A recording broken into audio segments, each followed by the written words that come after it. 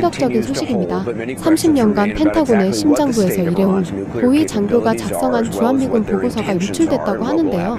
그 보고서에는 미국 군사 전략, 지금 완전히 잘못되었다. 우린 보호해주는 줄 알았지만 실제로는 우리가 배워야 할 나라였다. 최첨단 훈련 시스템, 믿을 수 없는 생활 인프라, 그리고 미국 군인들이 돌아가길 거부할 정도의 충격적인 삶의 질. 그의 보고서 한 장에 미국 국방부는 발칵 뒤집혔고 한국은 단순한 동맹이 아니라 전략적 스승으로 다시 평가받기 시작했다고 합니다. 도대체 한국에서 무슨 일이 있었던 걸까요? 지금부터 전 세계 군사 판도를 뒤흔든 충격적인 리얼 스토리 시작합니다. 안녕하세요. 제 이름은 나타샤 벨입니다. 워싱턴 DC의 차가운 화요일 밤 11시였어요. 펜타곤의 길고 텅 빈 복도를 걷고 있었죠. 어둠 속에서 제 발걸음 소리가 북소리처럼 벽에 울려 퍼졌습니다. 대부분 사람들은 몇 시간 전에 집으로 돌아갔지만 저는 여전히 늦게까지 일하고 있었어요. 미국 국방부 전략기획관으로 일하다 보면 이런 일이 흔했답니다. 갑자기 핸드폰이 진동했어요. 밝은 화면이 어두운 복도에서 제 얼굴을 비췄죠. 화면을 내려다보니 제 인생을 완전히 바꿀 메시지가 있었습니다. 한국 평가 임무 즉시 준비하시오. 가슴이 망치질하듯 뛰기 시작했어요. 30년간의 군 복무에서 이렇게 예상치 못한 명령을 받은 적은 없었답니다. 한국은 달랐어요. 다른 모든 임무와는 다르게 이번 임무는 설명할 수 없는 이상하고 긴급한 느낌이 들었죠. 저는 미 육군 대령입니다. 30년 동안 태평양 일대 여러 국가들의 안보 정책을 설계해왔어요. 전쟁터, 위험한 곳들, 대부분 사람들이 들어본 적도 없는 나라들을 여행했죠. 하지만 한국은 달랐습니다. 이번 임무에 대한 무언가가 제 배를 걱정으로 꽉 조이게 만들었어요. 급히 사무실로 돌아가 모든 불을 켰답니다. 형광등이 윙윙거리며 제 책상 위를 비췄죠. 책상은 두꺼운 보고서들과 기밀 문서들로 덮여 있었어요. 저를 밤잠 못 이루게 하는 큰 질문 하나를 계속 연구하고 있었거든요. 미국이 70년 넘게 한국에 군대를 주둔시켜야 하는 이유가 뭘까? 잠깐 생각해보세요. 한국은 세계에서 가장 부유한 나라 중 하나가 되었어요. 삼성과 LG 같은 한국 기업들이 미국인들이 매일 사용하는 휴대폰과 TV를 만들었죠. 한국 영화와 음악이 지구 전체에서 인기를 끌었습니다. 한국은 달랐어요. 수십 년 전에 가난하고 전쟁으로 찢어진 나라와는 완전히 다른 모습이었답니다. 그런데 왜 우리는 여전히 수십억 달러의 미국 세금을 그곳에 군대를 주둔시키는 데 쓰고 있을까요? 제게는 이해가 안 됐어요. 매년 미국 가정들이 낸 세금이 한국의 미군 기지를 지원하는 데 사용되었죠. 그런데 한국은 우리 도움 없이도 충분히 잘해나가는 것 같았답니다. 하지만 그 화요일 밤 모든 게 더 복잡해졌어요. 그날 오전 트럼프 대통령이 텔레비전에서 충격적인 말을 했거든요. 한국에서 미군을 철수시킬 때가 되었을지도 모른다고 언급했답니다. 기자들이 난리가 났죠. CNN, 뉴욕타임스, 월스트리트 저널 모두 한미 파트너십의 문제점에 대한 큰 헤드라인을 썼어요. 펜타곤 내부에서는 사람들이 복도에서 속삭이고 있었답니다. 일부 장교들은 철수가 좋은 아이디어라고 생각했어요. 다른 사람들은 끔찍한 실수가 될 거라고 생각했죠. 모든 사람이 의견을 가지고 있었지만 아무도 진짜 답을 가진 것 같지는 않았답니다. 그때 상관이 저를 사무실로 불렀어요. 회색 머리에 피곤한 눈을 한 진지한 분이었답니다. 큰 나무 책상 너머로 저를 바라보며 제 피를 얼게 만드는 말을 했어요. 벨, 한국에 가게 될 거야. 그곳에서 실제로 무슨 일이 일어나고 있는지 진실을 알려줄 사람이 필요해. 한국은 달랐습니다. 다른 임무들과 달리 이번에는 단순히 정보를 수집하는 게 아니었어요. 수백만 명의 사람들에게 영향을 줄 수 있는 권고안을 만들어야 했답니다. 미국이 한국과의 전략적 파트너십을 유지해야 할까요? 아니면 짐을 싸서 집으로 돌아와야 할까요? 그날 밤 사무실에 앉아 컴퓨터 화면에 한국 지도를 바라보면서 중요한 걸 깨달았어요. 저는 한국에 대한 강한 의견을 가지고 있었지만 실제로 그곳에 가본 적은 없었답니다. 제 모든 지식은 보고서, 통계, 그리고 다른 사람들의 브리핑에서 나온 것이었죠. 제 눈으로 직접 한국을 볼 때가 된 것 같았어요. 이 임무가 제가 알고 있다고 생각했던 모든 것을 완전히 바꿔놓을 거라는 걸 전혀 몰랐답니다. 한국은 달랐어요. 그리고 저는 한국이 얼마나 다른지 곧 발견하게 될 참이었죠. 한국의 꿈이 저를 기다리고 있었는데 그때는 그걸 알지 못했답니다. 다음 날 아침 서울로 가는 비행기에 탈 예정이었어요. 하지만 그날 밤에는 그저 사무실에 앉아 지구 반대편에서 어떤 진실을 발견하게 될지 궁금해했답니다. 다음 날 아침 일찍 워싱턴을 떠났어요. 12시간의 긴 비행이었답니다. 태평양 위를 날아가며 창밖을 내려다보니 곧 만나게 될 한국에 대한 궁금증이 더욱 커졌어요. 비행기 바퀴가 인천공항에 쿵 하고 착륙하며 제 잠을 깨웠답니다. 드디어 한국에 도착했어요. 몸은 뻣뻣했고 머리는 멍했지만 제 인생 최대의 충격을 받게 될 참이었어요. 비행기에서 내리자마자 첫 번째로 느낀 건 모든 게 얼마나 현대적으로 보이는지였습니다. 공항이 제가 상상했던 것처럼 오래되고 낡지 않았어요. 대신 밝은 LED 조명 아래서 보석처럼 반짝였답니다. 바닥이 너무 깨끗해서 거울처럼 제 얼굴이 비쳤죠. 한국은 달랐어요. 제가 머릿속에 그려왔던 모습과는 완전히 다르더군요. 출입국 표지판을 따라가며 다른 국제공항들처럼 긴 줄을 서서 기다릴 거라고 예상했어요. 그런데 놀라운 일이 일어났답니다. 전체 과정이 시작부터 끝까지 단 15분밖에 안 걸렸어요. 15분이요. 미국에서는 주요 공항 세관을 통과하는데 보통 최소 1시간, 바쁠 때는 2~3시간씩 걸리거든요. 출입국 직원이 SF 영화에서나 볼 법한 기계로 제 여권을 스캔했습니다. 모든 게 전산화되어 있고 엄청나게 빨랐어요. 한국은 달랐습니다. 제가 전혀 예상하지 못한 방식으로 말이죠. 동료들이 보고서에서 묘사했던 느리고 구식인 나라가 아니었답니다. 진짜 충격은 핸드폰을 켰을 때 왔어요. 인터넷 속도가 믿을 수 없을 정도였답니다. 거대한 파일들을 몇 초 만에 다운로드할 수 있었어요. 동영상이 버퍼링이나 대기 시간 없이 즉시 재생됐죠. 여기 디지털 인프라는 워싱턴 DC에서 우리가 쓰던 것보다 최소 10배는 빨랐습니다. 공항 출구에서 기사님이 저를 맞아주셨어요. 영어를 훌륭하게 구사하는 친근한 한국분이었답니다. 서울로 향하는 동안 그분이 도시에 대해 이야기해 주시는데 저는 호기심 많은 아이처럼 차창에 코를 대고 밖을 바라봤어요. 밖에서 본 광경이 숨을 먹게 했답니다.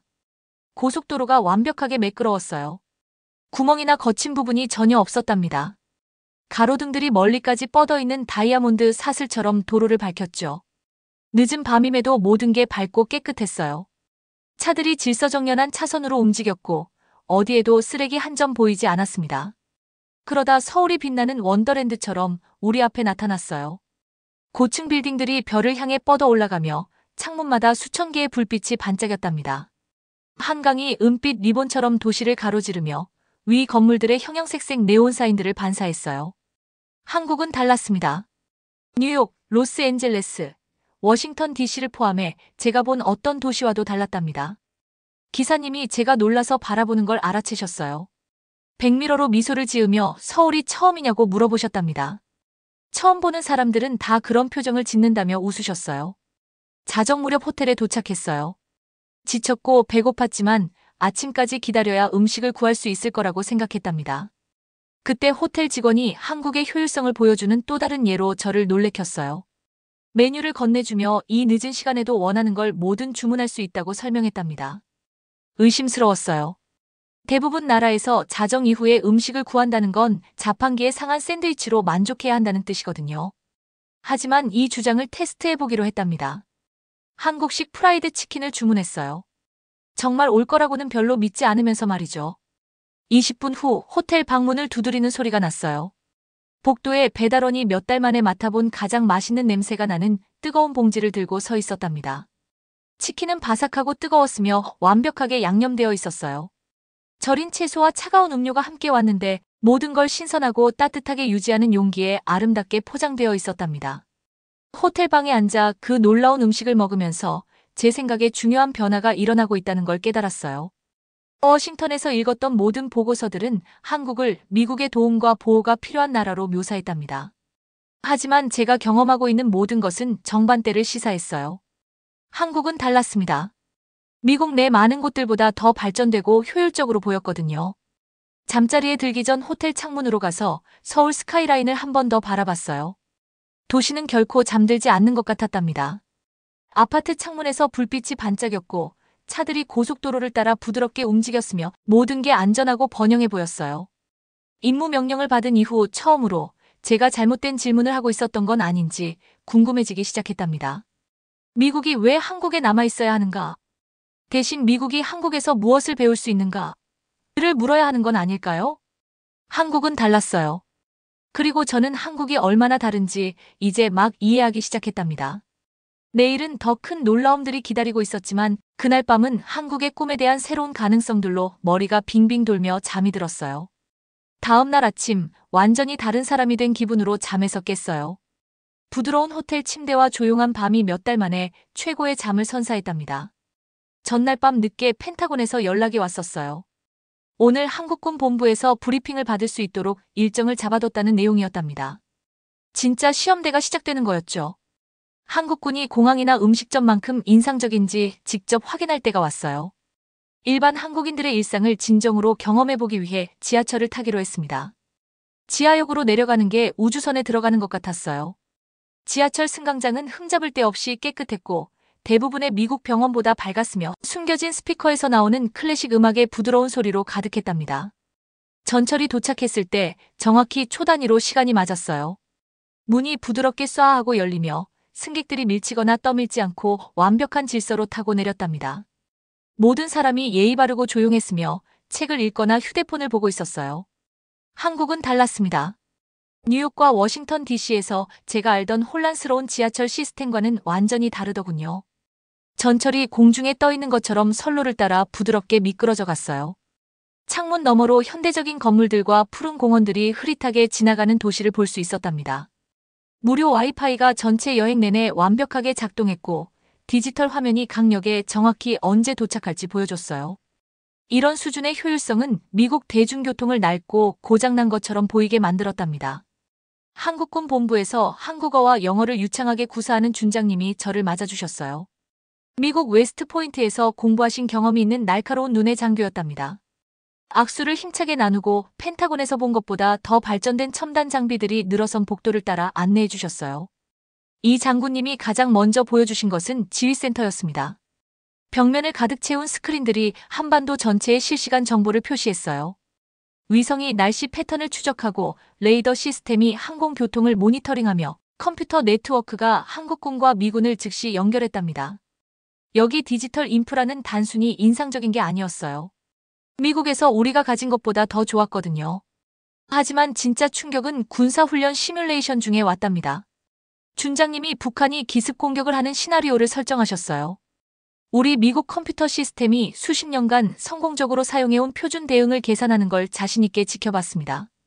그 다음 한국군 시스템이 같은 상황에 대한 자체 분석을 실행했어요. 다음에 일어난 일이 제 턱을 바닥에 떨어뜨렸답니다. 한국 전략이 우리 미국 접근법을 완전히 압도했거든요. 그들의 컴퓨터 시뮬레이션은 한국군이 어떻게 더 빠르게 대응하고 더 효율적으로 움직이며 우리 전통적 방법보다 더 잘 조율할 수 있는지 보여줬어요. 한국은 달랐습니다. 우리의 오래된 전략을 가져다가 우리가 상상도 못한 방식으로 개선했거든요. 컴퓨터 시뮬레이션 후에는 실제 체력 훈련을 위해 밖으로 나갔어요. 한국 군인들이 산악 지형을 마치 춤추듯 움직였답니다. 지치지 않고 가파른 언덕을 올라가고 완벽한 타이밍으로 장애물을 뛰어넘으며 하나의 유기체처럼 함께 작업했어요. 반면 미국 군인들은 따라가기 위해 애쓰며 숨을 헐떡이고 바위에 걸려 넘어졌답니다. 한 젊은 한국 군인이 제가 천천히 올라가도 20분은 걸릴 언덕을 전력 질주로 오르는 걸 봤어요. 정상에 도착해서 돌아섰는데 숨조차 차지 않더군요. 군복은 여전히 단정하고 깨끗한 반면 미국 군인들은 토네이도를 겪은 것처럼 보였답니다. 한국은 달랐어요. 그들의 군인들은 단순히 잘 훈련된 게 아니라 믿을 수 없을 정도로 건강하고 규율이 잡혀 있었거든요. 그날 오후에는 평택의 미군 기지를 방문해 우리 군인들과 이야기했습니다. 집에서 너무 멀리 떨어져 있다고 불평할 거라고 예상했는데 들은 내용이 완전히 놀라웠어요. 신참 군인들은 가족이 그리웠고 한국 음식에 적응하기 어려워했답니다. 하지만 한국의 몇 년간 주둔한 베테랑들은 완전히 다른 이야기를 들려줬어요. 한국에서 5년간 생활한 존슨 주임원사님이 저를 놀라게 하는 그림을 그려주셨답니다. 의료비는 미국의 절반 수준인데 품질은 똑같이 좋았어요. 대중교통은 미국 어디보다 빠르고 깨끗했답니다. 동네들이 너무 안전해서 군인들이 자정에 혼자 돌아다녀도 전혀 걱정이 없었어요.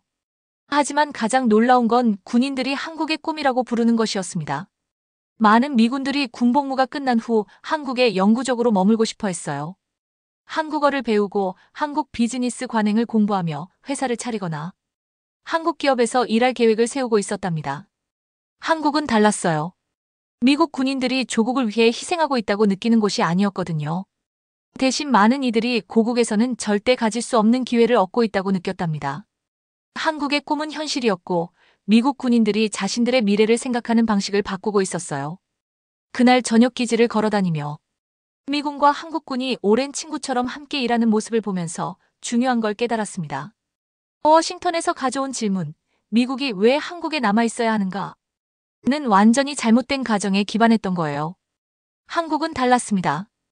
우리가 약한 나라를 보호하고 있는 게 아니었거든요. 우리도 더 나아지도록 도와주는 강하고 혁신적인 나라와 파트너십을 맺고 있었던 거였답니다. 그날 저녁 한강변 벤치에 혼자 앉아 있었어요. 서울의 반짝이는 스카이라인 뒤로 해가 지며 물 위에 금색과 주황색 줄무늬를 그렸답니다. 가까운 잔디밭에서는 가족들이 피크닉을 즐겼고 아이들이 형형색색 연을 날리며 웃고 있었어요. 연인들이 평화로운 산책로를 따라 손을 잡고 걸었답니다. 이 광경은 전쟁의 공포 속에 살고 있는 나라의 모습이 전혀 아니었어요. 한국은 달랐습니다. 워싱턴 DC에서 들었던 모든 것과는 완전히 다르더군요. 제 주변 사람들은 행복하고 여유로워 보였으며 자신들의 미래에 대해 완전히 확신하는 것 같았어요. 벙커에 숨어 있거나 적기를 찾아 하늘을 불안하게 올려다보지 않았답니다. 작은 한국 여자아이가 할아버지께 태블릿 컴퓨터 사용법을 가르쳐드리는 모습을 보면서 제 머릿속에서 뭔가 딸깍하고 맞아떨어졌어요.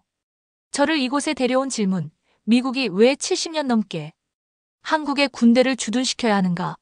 는 완전히 틀렸었답니다. 진짜 질문은 미국이 왜 이런 놀라운 전략적 파트너십을 포기하려고 하는가? 여야 했어요. 제 핸드폰이 진동했어요. 버지니아에 있는 주치의에게서 온 메시지였답니다. 군 보험이 있어도 수천 달러가 들 비싸디 비싼 병원 예약을 상기시켜주는 내용이었어요. 미국 의료비의 현실을 생각하며 한숨이 나왔답니다. 그런데 한국에서는 상황이 달랐어요. 며칠 전 친구의 소개로 서울의 한 병원을 견학할 기회가 있었답니다. 그곳에서 본 광경이 저를 완전히 놀라게 했어요. 병원이 미래에서 온 것 같았어요. 깨끗한 하얀 복도가 사방으로 뻗어 있었고 비싼 미국 사립병원에서나 봤던 최신 의료 장비들로 가득했답니다. 로봇 도우미들이 복도를 조용히 움직이며 환자들을 돕고 물품을 나르고 있었어요. 디지털 인프라가 의료계에까지 확장되어 모든 게 실시간으로 환자 치료를 추적하는 컴퓨터 시스템에 연결되어 있었답니다. 하지만 가장 놀라운 건 비용이었어요. 병원 관계자가 설명해준 진료비를 들어보니 엑스레이, 진료, 치료를 포함한 일반적인 외래 진료가 $50도 안 된다고 하더군요. 미국에서는 좋은 보험이 있어도 같은 치료비가 $1000는 넘었을 거예요. 그들이 설명해준 한국 의료 시스템은 정말 인상적이었답니다. 한국은 달랐어요. 첨단이면서도 저렴한 의료 시스템을 만들어냈거든요. 서울의 번화한 거리를 통해 호텔로 돌아가면서 첫날에는 놓쳤던 것들을 발견했어요. 몇 블록마다 24시간 운영하는 작은 편의점들이 있었답니다. 사람들이 언제든지 신선한 음식부터 전자제품까지 모든 걸 살 수 있었어요. 여기 일상생활의 효율성은 정말 놀라웠답니다. 간식을 사려고 그런 가게 중 하나에 들렀어요. 10대 직원이 SF 영화에서나 볼 법한 기기로 제 물건들을 스캔했답니다. 작은 기계에 신용카드를 탭하기만 하면 결제가 되고 영수증이 즉시 출력됐어요. 모든 게 지연이나 복잡함 없이 부드럽고 빠르게 작동했답니다. 하지만 더욱 인상 깊었던 건 밤에 서울을 혼자 걸으면서 느낀 안전함이었어요. 길이 잘 조명되어 있었고 경찰관들이 정기적으로 순찰했으며 안전에 대해 걱정한 적이 없었답니다. 많은 미국 도시에서는 특히 낯선 동네에서 어둠이 내린 후 혼자 걷지 않거든요. 한국의 꿈이 제게 완벽하게 이해되기 시작했어요. 미국 군인들이 한국에 머물고 싶다고 말하는 건 단순히 음식이나 문화를 좋아해서가 아니었답니다. 한국이 미국 많은 곳보다 더 나은 삶의 질을 위한 기회를 제공한다는 걸 인식하고 있었던 거예요. 그날 오전 존슨 주임원사님의 말씀이 떠올랐어요. 한국을 모든 게 단순히 더 잘 작동하는 곳이라고 묘사하셨답니다. 교통은 더 빠르고 깨끗했어요. 의료는 더 저렴하고 접근하기 쉬웠답니다. 기술은 더 발전되고 사용자 친화적이었어요. 범죄율은 낮았고 공동체는 더 안전했답니다. 한국은 달랐습니다. 미국이 여전히 씨름하고 있는 문제들을 해결해냈거든요. 미국 도시들이 무너져가는 인프라, 치솟는 의료비, 증가하는 범죄율과 씨름하는 동안 한국은 효율성, 안전, 혁신을 우선시하는 사회를 건설했어요. 호텔에 도착하면서 제 전체 임무가 잘못된 가정에 기반했다는 걸 깨달았답니다. 미국이 떠나야 할 이유를 찾기 위해 한국에 왔었어요. 대신 미국이 머물면서 배워야 할 이유들을 발견하고 있었답니다. 한국과 미국 사이의 전략적 파트너십은 더 이상 단순한 군사 협력만이 아니었어요. 양국에 도움이 될 수 있는 아이디어, 기술, 해결책을 공유하는 것이었답니다. 한국은 달랐어요. 미국의 도움을 요청하는 게 아니라 미국 군인들과 시민들에게 더 나은 무언가의 일부가 될 기회를 제공하고 있었거든요. 그날 밤 워싱턴으로 보낼 보고서를 위해 메모를 정리하면서 모든 게 바뀌려고 한다는 걸 알았어요. 한국의 꿈은 단순히 좋은 아이디어가 아니었답니다. 미국이 국제 파트너십과 협력에 대해 생각하는 방식을 변화시킬 수 있는 현실이었어요. 며칠 후 한국에서의 일정을 모두 마치고 워싱턴으로 돌아갈 시간이 왔어요. 공항으로 향하는 차 안에서 지난 일주일을 되돌아보니 제가 완전히 다른 사람이 된 것 같았답니다. 워싱턴 DC로 돌아가는 비행기는 일주일 전 한국으로 향했던 비행과 완전히 다른 느낌이었어요. 작은 창문 너머 아래쪽 구름들을 바라보며 경험했던 모든 것들로 머리가 빙빙 돌았답니다. 미국이 떠나야 할 이유를 찾기 위해 한국에 갔었어요. 대신 우리가 머물면서 배워야 할 수천 가지 이유를 발견했답니다. 노트북에는 모든 걸 바꿀 사진들, 메모들, 동영상들이 가득했어요. 곧 작성할 보고서는 펜타곤의 그 누구도 예상하지 못할 내용이 될 것이었답니다. 한국은 달랐고 미국 정부의 가장 중요한 사람들에게 그걸 증명해 보일 참이었어요. 펜타곤 사무실로 돌아와 제 군 경력에서 가장 중요한 문서를 작성하기 위해 3일 동안 연속으로 일했습니다. 모든 페이지에 한국에 대해 우리가 알고 있다고 생각했던 모든 것에 도전하는 증거들이 담겼어요.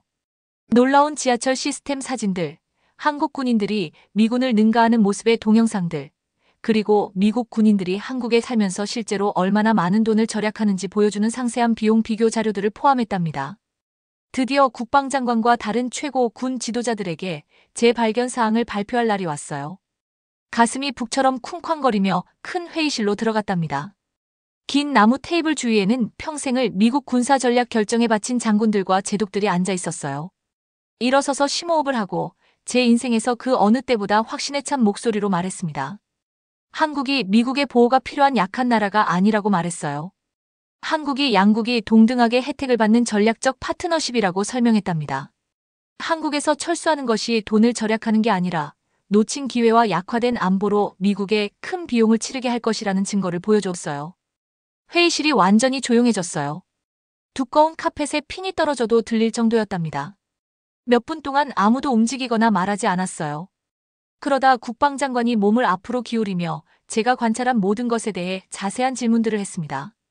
현대 한국의 명확한 그림을 그려주는 사실들, 사진들, 개인적 경험들로 각 질문에 답했어요. 한국은 달랐습니다. 이 지도자들이 상상했던 것과는 완전히 다르더군요. 제 증거가 의심의 여지 없이 그걸 증명했어요. 한국에서 미군 철수에 대한 논의는 무기한 연기되었답니다. 하지만 제게 개인적으로 더욱 놀라운 일이 일어났어요. 2주 후 제 인생에 중요한 전화가 왔습니다. 펜타곤 인사부에서 걸어온 전화였어요. 한국 방문 보고서와 제 추천 사항들이 높은 평가를 받았다는 내용이었답니다. 그리고 예상치 못한 제안을 받았어요. 준장으로 진급하고 한미동맹 관련 업무를 담당하는 새로운 보직에 대한 제안이었답니다. 생각할 시간이 필요하지 않았어요. 경험한 모든 것 이후 답은 간단하고 즉각적이었답니다. 네. 한국의 꿈이 제 꿈이 되었거든요. 오늘 서울에 있는 새 사무실에서 이 마지막 장을 쓰고 있는데 이 놀라운 도시를 평화롭게 흘러가는 한강을 볼 수 있어요. 벚나무들이 강변을 따라 늘어서 있고 분홍꽃들이 부드러운 봄바람에 춤추고 있답니다. 아이들이 아래 공원에서 연을 날리고 있는 동안 부모들은 형형색색 담요에 앉아 점심과 웃음을 나누고 있어요. 이 평화로운 풍경이 제가 한국에 대해 배운 모든 것을 대표합니다. 한국은 달랐어요. 기술과 전통이 완벽한 조화 속에서 함께 작동하는 사회를 만들어냈거든요. 고궁들이 유리 고층 빌딩 옆에 당당히 서 있었고 고속전철이 수천 년간 경작된 논들을 지나 승객들을 실어 나르고 있었답니다. 제 지휘 하에 있는 미국 군인들이 한국의 꿈에 살아있는 증거예요. 저녁에 한국어 수업을 듣고 한국 파트너들과 작은 사업을 시작하며 군복무가 끝난 후에도 한국에 오래 머물 계획을 세우고 있답니다. 제가 발견한 것을 그들도 발견했어요. 한국이 세상 어디에서도 존재하지 않는 성장, 학습, 성공의 기회를 제공한다는 것을 말이죠. 한국은 달랐습니다. 한국 사람들이 미국인들을 단순히 군인이나 임시 방문자가 아니라 친구이자 미래의 이웃으로 환영했거든요. 이런 우정이 관련된 모든 사람에게 혜택을 주는 전략적 파트너십의 토대를 만들었어요. 한국 사회의 효율성은 매일 저를 놀라게 합니다. 날씨나 교통 상황에 관계없이 지하철로 출근하는데 정확히 12분이 걸려요. 제 스마트폰이 워싱턴에서 쓰던 컴퓨터보다 빠르게 인터넷에 연결됩니다. 저녁 음식을 주문하면 몇 시에 전화하든 20분 안에 뜨겁고 신선하게 도착해요. 하지만 제게 가장 의미 있는 건 한국 사람들이 미국인들에게 보여주는 존중과 우정입니다. 그들이 한미동맹을 높이 평가하는 건 우리의 보호가 필요해서가 아니라 우리의 파트너십과 협력을 소중히 여기기 때문이에요. 미국 군인들을 점령자나 부담이 아닌 자신들 사회에 기여하는 사람들로 여기고 있답니다. 미래를 바라보면 한국과 미국 사이의 전략적 파트너십이 상호 학습과 공유된 혁신을 통해 더욱 강해지는 걸 봅니다. 한국은 달랐어요. 국제 협력이 어느 한 나라가 혼자 만들 수 있는 것보다 더 나은 무언가를 창조할 수 있다는 걸 증명했거든요. 한국의 꿈은 현실입니다. 그리고 양국 사람들이 함께 일하고 서로에게서 배우며 이전에는 상상하지 못했던 가능성들로 가득한 미래를 건설하도록 계속 영감을 주고 있어요. 오늘의 사연은 여기까지입니다. 사연이 마음에 드셨다면 구독과 좋아요 부탁드려요. 여러분의 버튼 하나로 영상 제작에 큰 힘이 됩니다. 다음에 더 큰 감동적인 사연으로 찾아뵙겠습니다. 감사합니다.